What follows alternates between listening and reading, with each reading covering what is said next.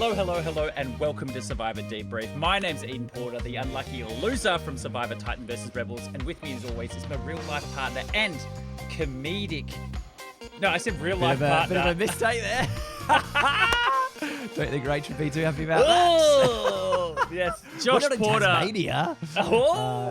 Josh good to Porter. see you, Eden, Hey, my Josh, partner in crime. Not There in you a go. not in a gay way, Josh. Way. It's Let's make that very Jake's clear. just want to make that very clear. This is a bromance only. Yeah, this is a literal, actual bromance. Yeah, very good. Very good. Hey, mate, how you going? Yes, we've Good. just watched another episode. We Episode have. 2 is here. It's in the can. It's in the can. It's all happening here. Let's just get into it. Should we just get into it, Josh? We should. Why wait? Why wait? Let's talk about some of the tribes. I want to start on Blue Tribe. Sorry, Jeff, I'm not learning the tribe names. It's Blue Tribe. Just remind everyone. I still think the not getting fire thing is too rough, man.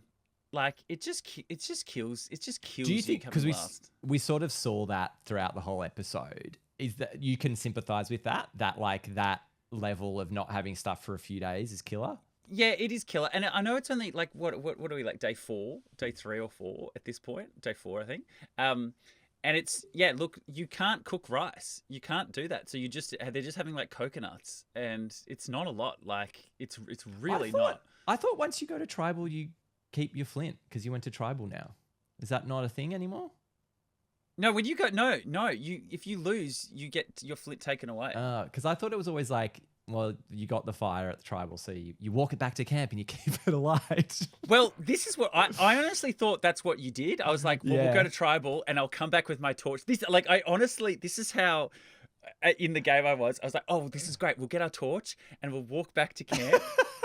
Not even thinking along like the beach. I knew you had to get to tribal council. Yeah, but in my head, yeah. I was still like, yeah, but they'll give us our torches and they'll be lit, and we get back to camp. Because fire represents your life in this game, so Yeah, they wouldn't stuff it. It would always and be you get lit. back to camp with it, and they put your torch out, and you have to put it there. And I'm like, no, but I want to light my fire here. And they were like, Like you're an idiot. But it's so early in the game, Josh. It's so early in the game to be eating worms. I did see that, and that feels like a bygone thing. This feels like old school Survivor, like actually surviving, you know? This is like 2 weeks in. We haven't eaten anything. Got to get some worms. Plenty of protein in these worms. Well, this also feels like one of those more land-based seasons where I feel like the food's less prevalent. Some of those places they've had, like, oh no, there's like a, you know, I don't know, Africa or whatever it might be, right? I knew you were going deep from your knowledge of Survivor. You're like, where was the last landlocked season that I watched? Well, I was thinking of Africa. I was thinking Gabon, like the plains in Gabon or Tocantins as well. Like ones like that, that I was kind of like, they seem like less vital places for food compared to like the abundance of the ocean. Yes. It was felt really old school to be tucking into the worms. And there's not like the amount of protein, the amount of energy it takes digging them up is probably more. This is very, very, and worlds apart. Mike ate the scorpion on very early on, and he ended up winning the season. So maybe Jeremiah, prescient, the worm knows. The one I wanted to touch on with Annie, we had the classic, like, let's go to tribal. Let's thin the rakes a bit. And then also she referred to very heavily as the puppet master, the invisible, and no one sees the puppet master. And very, very reminiscent of the invisible hand. Very reminiscent of the invisible hand. And you just never give them that soundbite. I'm sorry. You just never say, I can't wait to go to tribal council tonight. And you know the producers are there going, hey, you know what? Do you? It'd be pretty Sometimes good to go to tribal council, isn't it? Yeah. It's so great to go to tribal. Got her. They're thinking, got her. You're done, mate. You're done. You are so done. That's in the bake for the rest of the season now. Because I'm sorry, Jake is not going to. She started this thing about how Jake's winning from merge. Oh, Jake's going to just cruise on through to merge. I'm sorry, someone like Jake is not like having the social capital and the social ability to navigate through the merge. Well, largely, I think it's more just, that meat shield that will get cut at some point. And it's not like, it's a pretty easy cut to make, you know, it's like he'll be around for a bit and he'll be the target for a while. But what was really interesting overall, we'll kind of come to it in the scramble a bit more, but like Annie just seemed to have no read at all on the tribe dynamics, like completely off base. Yeah, I was going to say that as well. Like the fact that she's bossing people around, that she's saying like, oh, no, do this. It just shows you a complete lack of self-awareness. The fact that she ate exactly what Sophie like fed her. She thought that, oh no, Sophie's actually with me. She actually wants to get rid of Jake. And Jake she instantly went to told Jake last week. Yeah. Like and that's what Alex knows. Alex is like, no. Do you think the coconut thing of finding the one with the right amount of water, is that emblematic of someone who's already on your nerves a bit? Anything they do is going to set you off? Or is that a genuine thing of like, if someone said something to you like, oh, hey, find the coconuts that, you know, like that have a lot of water. This is self-fulfilling. Yeah. Like this is, I'm already annoyed and anything they do is going to annoy me. And I'm going to use that to go, hey, Jeremiah, did you see what she's doing? Like, it's so annoying, isn't it? Like doing all that. But this is interesting in my season as well. A similar thing was happening with Valeria on our tribe. So she was doing nothing around camp. All she would do is get people to open her coconuts and things like that. So she was doing something. Yeah, well, she was doing something. But it's funny because I told Mark, I know how close Mark was with her, and people were talking about, why don't we just get rid of her? She's not doing anything. And I told Mark, I said, hey, you know your girl, Valeria, she doesn't do anything. She doesn't do any of the cooking. She doesn't do anything. She just gets people to open her coconuts and stuff like that. And then Mark must have gone and like told her that. Yeah. Because the next day she was like, oh, I'm going to be the coconut cutter and I'm going to cut up everyone's coconut with the knife and I'm going to hand out the cut up coconut and I'm going to put it into the rice. And so she got it in her head. She's like, I need to start doing stuff to be seen. And it's good. And so you need to have the social capital with people that they tell you that stuff. Because if they don't tell you that stuff, you are flying blind. No one is saying to Annie directly, hey, man, you're coming across a bit bossy. You need to reel it back. She doesn't have that connection. Yeah, so it's interesting. Many beasts, many birds. Mark was Valeria's beast and bird. Correct.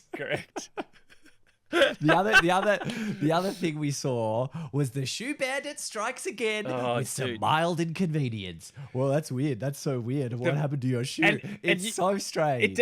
But it's even worse because someone else finds the shoe and goes, hey, Annie, I got your shoe. And she's like, I didn't even know it was missing. I haven't been inconvenienced at all. I just had my shoe brought back. It's so weird. Very strange. But I will give it credit. It is telegraphing the person going out. Like it has.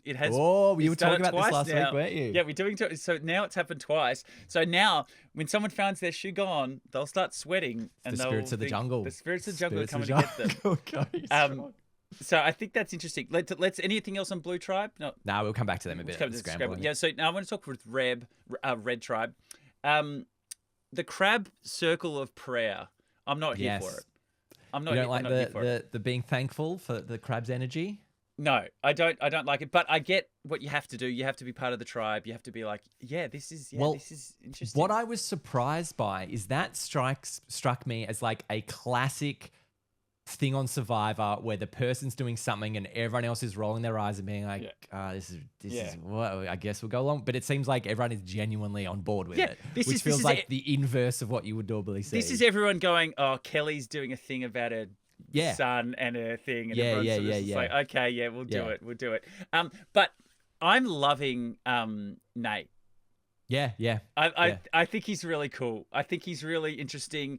The way that he's talking about, oh, that's fire. That's vibes. That's cinema. That's aura. The supercut. Chilling. All the Gen Z stuff. The supercut was great. I actually love that. I thought that was so fun. And I think he's got this great level of awareness where he's thinking, okay, I need to pick up this. I need to start using the word vibe more. He's picking up the vibe. He's like, the vibe and his vibe. And then just say to him, like, Riz, I think it was, on my season, it was Slay. Sarah and some of the girls, everyone was using slay for everything. It was like, that's gonna slay, that's slay, and I was like, yeah, I'm slay, guys. Well, that happened when I was when I was working at Comedy Fest, that like in the front of house team, it was exactly that. And I was like, I'm out of my depth here. I don't know. I don't know. The context and the breadth that they used that word was astonishing. I was like, this is the most incredible word ever. You can use it for anything. You can use it for anything. Exactly. I think what was interesting from Nate though was him really identifying, cool, that father role is where I fit in this tribe, not being sort of put off by that, which I think some older players might be, that idea of like, I've got nothing in common with these people. Oh my God, I'm stuffed. It seems like he's very much understands, okay, there's this divide and this gap here. how am I going to navigate this with, really going along with it? I think because there is the one thing you don't want to do. I don't think you want to be reinforcing that all the time. Like, I'm so much older than you guys. I'm so much older than you. I don't know what that you're at saying. all. I don't. What is that? I don't think you want to do that, but I think you want to have enough self-awareness, which if Nate does, to say, I'm learning this stuff and I'm going to get on board. I'm not going to push back and say, that's not me, rah, rah. But at the same time, he's not trying to be 23. He's not, guys. He's not like, I'm just like you guys. He is making a bit of a distinction. I'm just a rad dad. Yeah, it's the Steve Buscemi, like, what's up, fellow students? Fellow kids, yeah. So this is the other thing that's really interesting is Riz and Nate sort of get together and have a cool tat. Riz is like pumped about it. Crush a coconut. They crushed a coconut together. And so it's Riz, it's Nate, it's Savannah and Shannon. Yeah, which is an interesting four.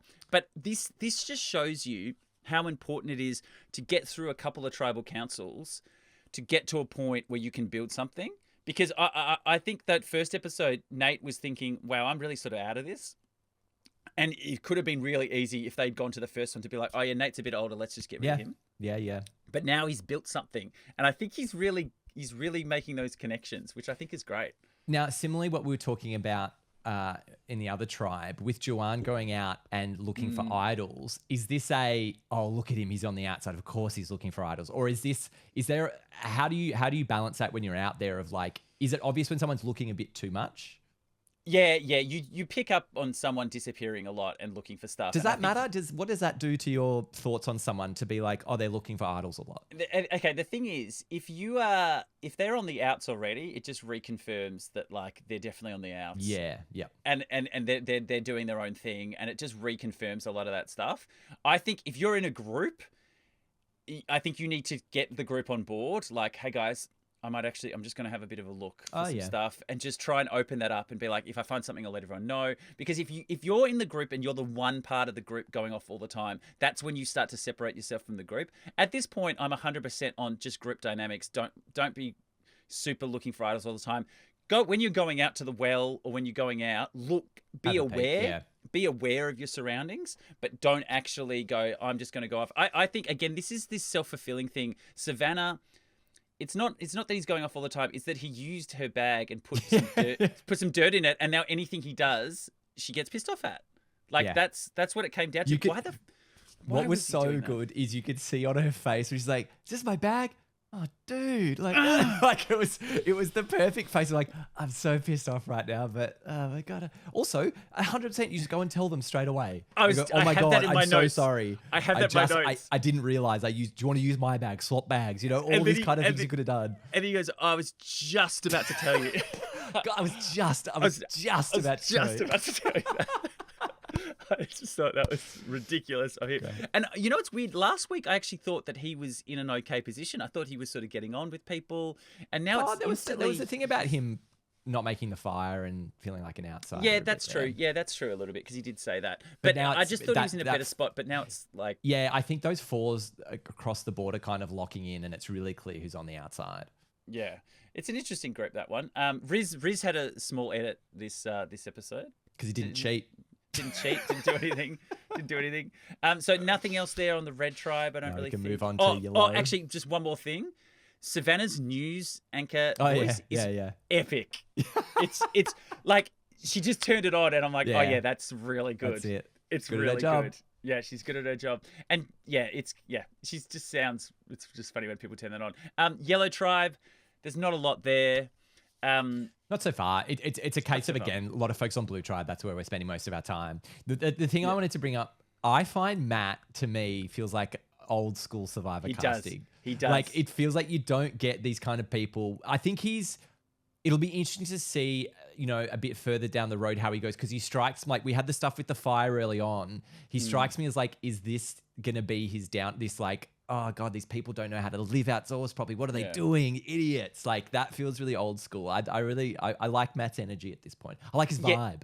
And so Matt is a airport ramp agent, which is, again, feels a throwback to old Survivor, these sort of interesting jobs. Then I found out the melting pot of like, oh, this is America, we're from everywhere. But then I found out he did have a corporate job and just and earned heaps of money, and then went through a little bit of like, I'm well off now. I can go do something else. Do the job I love out at the airport every day. And he loves doing these ones. He loves doing these ones. But I get it. He does feel like a bit of a throwback. Yeah. What was interesting to me was they're starting to make a group, and then MC instantly says, "Oh yeah, I don't trust Matt at all. Matt's really shady." I'm like, he's probably the least shady person. Yeah. He doesn't strike me as shady. He strikes me as like you get what you see. But just to talk about that pitch to MC, a classic one that we talk about a lot. He's come to her with a 3+1. Yeah, don't do a 3+1. Like what? So if you're in Matt's position, you've got that 3. How do you approach that, pulling someone else in without it seeming like a 3+1? Yeah, so you go to them and you say, "Hey, these other two are really close, right? And I'm feeling like I'm getting some vibe off you, Josh. This relationship could be fire. I feel like you and me could slay the Riz." And so you pitch to her that I think you and me could do something, and then we just need a 4. So then you and me come together. We have those two. But I think Matt's mistake was he hasn't built a relationship with MC. He's just gone to her and just sort of said, "Hey, I think you're pretty cool. Do you want to join us?" Yeah. And yet 3+2 in Survivor maths, 3+1 does not equal 4. No, it does. This is Brad Culpepper energy. That's a hot tip. Get in there. So this group, who have we got? We've got Steve. It's Steven, Matt, MC, and who's the other person? Christina, I think. Christina. Yeah, which leaves Jason Sophie and Jason. Sophie. What was interesting is MC straight to Sophie to blab that, which I found interesting because clearly you're going, because I would be worried at a tribe of this size, if you've got word of a tight 3, aren't you better to probably try and work with that and be like, well, I know if they're bringing me in, at least I've got, like, rather than almost burning that straight away. Yes, 100%. You are like, it's safety in numbers at that point. Like, I get where she's coming from, but if she's thinking, well, I could be a 3 against their 3, and then maybe if I paint Matt as devious, then maybe I could get one of the other guys to flip on him. I guess it depends. Like, are you going to Sophie and Jason and being like, "Hey, let's make a solid 3"? I guess, mate, is that the plan? And then you try and find some gaps. I think you don't do that in a sense, because then the other 2 that you want to flip on Matt are less incentivized to jump to a 3. Oh yeah, sure. So you need to place it as like, no, it's everyone against Matt. Yeah, okay. Rather than, hey, S3, turn on Matt. So that's just the dynamic wise. Let's get to, there's not a lot of yellow. So let's get to the journey, Josh. Do you want to go on the journey? I think so, because I feel like you just have to be honest though. So whatever happens, and they will kind of, because the trouble is always, they think you're lying, whatever happens, right? Yeah, whatever happens, you hit some information, you didn't tell us everything. Yeah. Is that a target you want to put on your back? I don't know. It probably also depends on your position in the tribe. Like, if you're on the outs already, absolutely go. Right? Absolutely go. Yeah. If you know that you're on the bottom, absolutely go. But then the question is, how do you put your hand up to go without seem like you're desperate to go, or you don't trust people, or that you're feeling under attack? So that's the other question of. And I think most of the time it always goes to rock, paper, scissors, or who wants to go, guys? Does anyone actually want to go? Which is fine. But I think maybe the pitch is, hey, guys, I'm feeling good. I'm feeling good with all you guys. I'm feeling confident. And so it doesn't matter if I lose my vote or whatever. I think I'm happy to go. I think you pitch it like you're feeling good, not so much like I really want to go. Well, here's an interesting thought I just had. You almost need to think about this ahead of time, right? Because you would like to talk to your alliance and be like, hey, I'm going to put my hand up. I'm going to share everything. Don't stress. But in the moment of everyone's reading it out all together, you don't have that chance to have that conversation to be like, by the way, guys, I'm going to put my hand up. Don't be worried. It's because I feel so tight and when I share this information. So, because I think that's the difference. You've got to do it in the moment in front of the tribe. So what you need to do, you need to get someone in your alliance to pitch you. Oh yeah, perfect. Yeah, so you go to it. So you go, Josh. When we get into the group, if everything comes up, I'm happy to go. I'm feeling good with us, but I don't want to say me. So can you say, hey, Eden, you're a big fan. You'd be good at this. Is everyone okay with sending Eden? And then you get to go. So I think that's the way to do it. We figured it out, Josh. Now because yes, you can lose your vote, and in these small groups we've seen before, it can be devastating. Just losing one vote could really stuff up all the dynamics. But they've sort of changed this journey. So, and I like this change. You don't lose your vote anymore. So I actually really like that because I like everyone having some onus in the game. Agreed. And they've created this challenge, and this is what I think. This is my headcanon, right? So they've created this where you could target a tribe to eliminate them. So what they should have done is blue and red should have gone, yellow smoked everyone in the first challenge. You and me, sorry, yellow mate, you're going down. And they just sit there and they just knock out yellow. Yes. Right? Interesting. And then I actually think that's what this mechanic is here for. I think this is to stop a dominant tribe steamrolling all these early challenges. Did they know at the start what the stakes were? No, they were told the two losers would go and the winning tribe would stay. keep their vote. Yeah, that's all they got told. Yeah. But everyone keeps their vote, they were told. Yeah, you're right. Because all I was thinking was like, surely the other two should go after Matt as example because he's going to smoke both. It doesn't play out this way, but that's my thought, that you're just trying to win in the moment of between these three. But you're right. It is a better thing to go amongst all of us. Who's the tribe that's winning? Yes. We got to pull them down a pair. Because we're in tribe mode at the moment. Which is interesting, like almost like you would have needed the next challenge along, you know, just to if someone's really established themselves as a strong tribe in the challenges. Yeah, that's a really good point, because to me that's great. That's a really interesting dynamic to put in there, to be like, you can work together with another tribe against a third tribe. And so now the idea is, okay, now you can punish a tribe to try and bring them down, or you can take something for yourself. I think in this situation, if you have an awareness that you're not 100% really tight in your group, you need to you need to get that extra vote. You need to get that extra vote. But don't you guarantee, well, more likely than not, guarantee you won't be going back to tribal, so it doesn't matter as much? Yeah, evidently it didn't do that though. Because I would be more worried. I'm like, well, if I can just resist tribal above everything else, that's the most important. Because I don't think at this stage an advantage is really going to save you necessarily. Do you agree? Okay, so there's a few things. So one is, if it's just one extra vote, which it was, 4 into a 2, if that becomes a 4 into 3, you still go home. Yeah. So in that sense, but once it gets to 5, that's when it becomes really interesting, because then if you're in the 2, you can then even it up, and then you can go to rocks and you can get them to flip, and like there's a whole few things. I guess it's how far ahead are you thinking? You know, are you just trying to get through to the next tribal, or are you looking further afield? But I think it's hard. I think it's really, really hard to pick the solo thing, because whatever you say, it's going to presume you've got an advantage, and then do you share it with everyone? Because I just think it's almost impossible to take the thing for yourself at this point. If you were like one tribal away from merge, or like maybe if you go like, I'm pretty sure we're probably going to do something here, but I think at this point you just have to pick the tribe stuff. Like there's no way you're just going to be targeted after that, right? Yeah, and I think if you're feeling on the outs though, if you don't have that awareness, though, if it was just you and everyone was against you, I think you have to try and do something. You have to try. I was going to say, if the first vote you were the other, like it was you and someone else, and you were like, I was completely out of that vote as well. Cheers. Because then you could go, okay, I could pull one person in, because then you make the pitch of like, well, when I'm gone, you're next, because you're the next on the chopping block. So why don't you and me use this extra vote and try and do something? Then it does still go to a 3-on-3. Yeah. You know, it'd be really good if it was a 3-on-3 in a 6, then your vote would change. That extra vote would change it. But it's all 4s and 2s. So it is. Yeah. It's probably best to just go for the try and win the challenge. I think we've come to that conclusion. Yeah. After 5 minutes.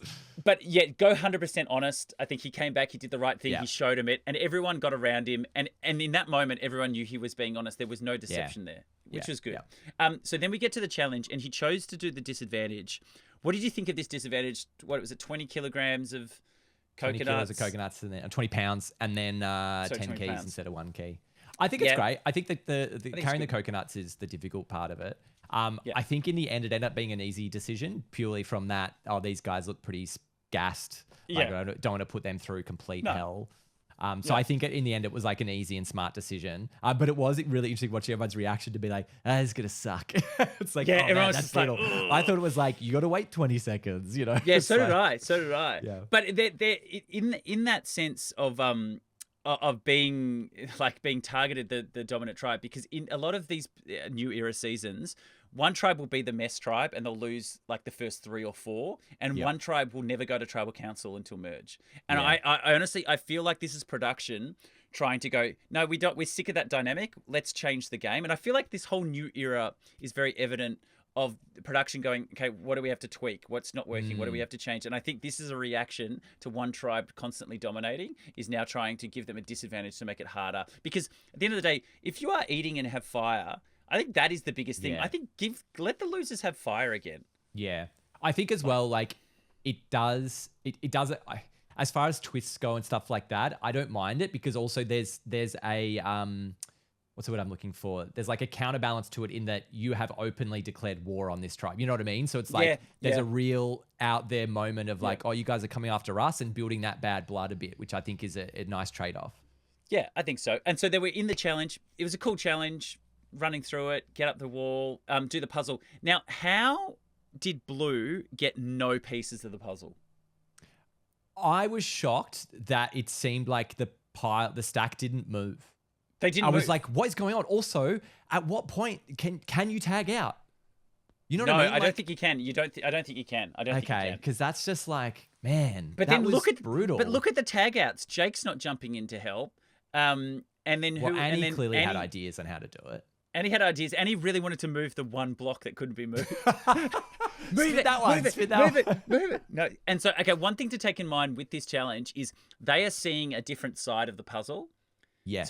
So it's reversed on the other side with some differences to make it so you can distinguish. And me and Charles had the similar thing where we didn't go around and look at the other side enough. Yeah. We were just doing our side, and there were blocks that looked identical on both sides. Yeah, it's just like the color was slightly different. Right, Yeah.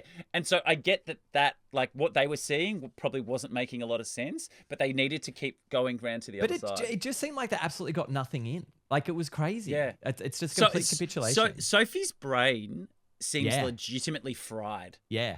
Well, I guess Like, it would be a different, if you like literally never want for anything and don't go through this kind of stuff ever, and then all of a sudden your body's like getting 0 for like 2, 3, 4 days, like it would take its toll, I think, for sure. Yeah, especially things like if you drink a lot of coffee and you have to suddenly go like a caffeine like detox straight away. Like those sort of things can really affect you if you're used to performing on that. But they just seem like Blue just seemed fried. Yeah, like absolutely fried. What do you think about this PMA idea of like they're in a loser mindset now? Yeah, I do agree. It's like this loss leads to another loss, leads to another loss, and you start when you get to the puzzle first and then you still lose by that much. It's like, god damn, it's brutal. And then puzzle, and then it was Jason again that smashed the puzzle. Yeah. And the other big highlight from me from that was in the cargo net section, which was Rizzo tries something really cool. Really cool. What are you, Jeff? Like, what are you talking about? He just like tried to get on the net, and he goes, it didn't quite work. That and like, Christina. Jeff's like, wow, this kid's cool. Yeah, I think Jeff likes the young kid, like the really young like kid. But then Christina absolutely screaming her brains out on the sit out bench. Yeah, her voice was gone already. Like it was just really that's the thumbnail for this episode. Yeah.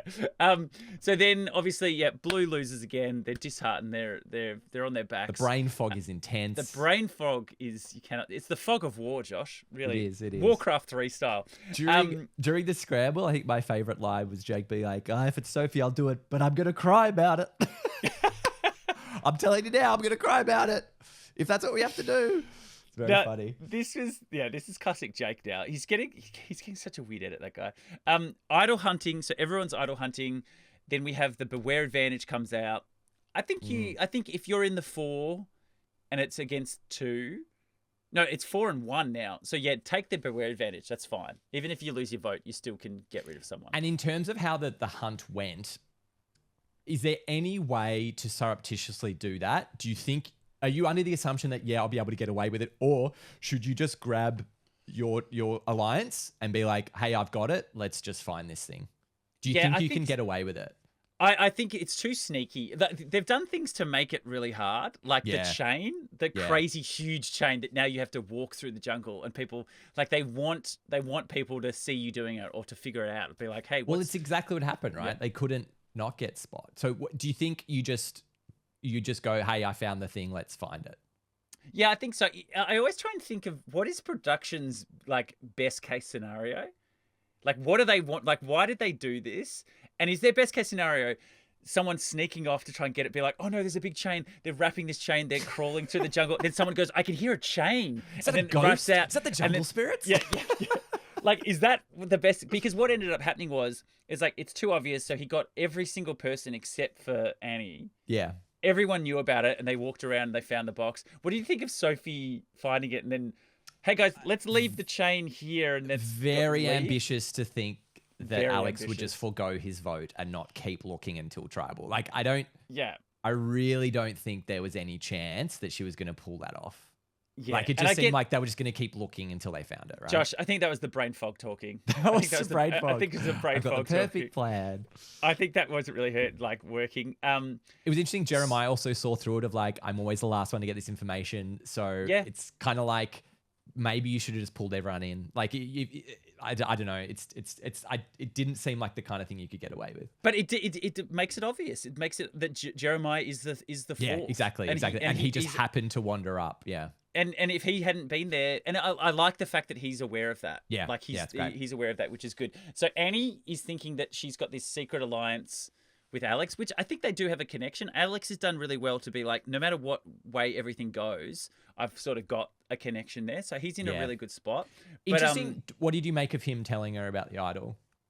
Yeah, I think he's building trust with her, and he wants her around. So he's just like, hey, if something weird happens, she's on my side. If nothing weird happens, then she goes home. I think at this point, because everyone knows about it but her, there's not you don't have to be worried that she's going to tell people because everyone knows. Yeah. So there would be a case if you just told her and she accidentally told everyone, and then everyone else gets pissed at you. Everyone already knows, so it's completely fine. Now, just briefly before we get to tribal, Alex's sort of pitch of, I could play it for you and cause some chaos kind of thing or whatever it might be. Is there ever a chance this early that you're ever using an idol that is not when you're in danger? No, not this early. It'd be in the new era, especially. You'd be crazy to go out on such a limb to use it to save someone in this stage in the game. Yeah, it's just not worth it. You need to get further yourself. Yeah. Annie really thinks that her and Alex are running like the decision making here.